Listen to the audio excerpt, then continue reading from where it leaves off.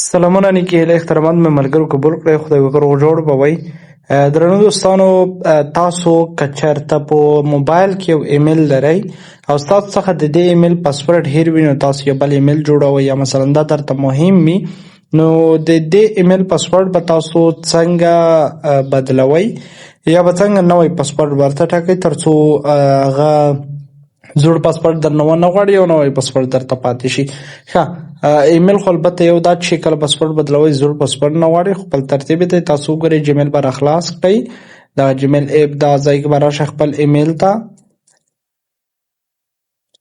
دلته چې کله په ایمیل باندې کلیک وکړ، منیج یور اکاونټ ګورئ، په همدغه منیج یور اکاونټ باندې به کلیک وکړئ.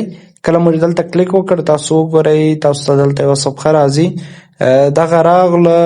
ګورئ دلته به تاسو لاندې راشئ ګوګل پاسورډ. ښه، په دې باندې به کلیک وکړئ، لږ شان به انتظار وکړو تر څو دغه صفحه راخلاصه شي. وروسته د هغې نه به تاسو په اتومات ډول نیو پاسورډ ورکوئ.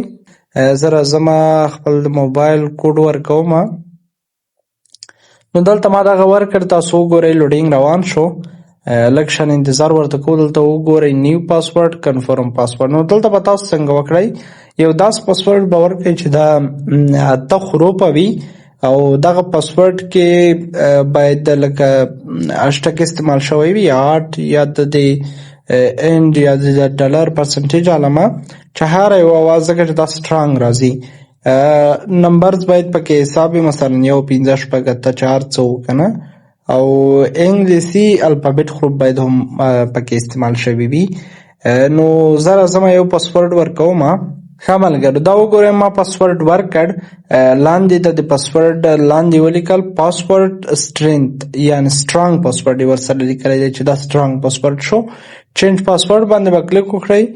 دلته درته وایي د ډیوایس یو آر آن ګلیکسي A16. ښه، هغه ډیوایسونه چې ته پکې کې، نو زه دلته راځم چینج پاسورډ باندې کلیک کوم. تاسو وګورئ پاسورډ کې کومه غلطي ترسره شوې ده، د لاندې پاسورډ سره مطابق نه دی لیکلي هم دی. you used this password recently, please choose a different one.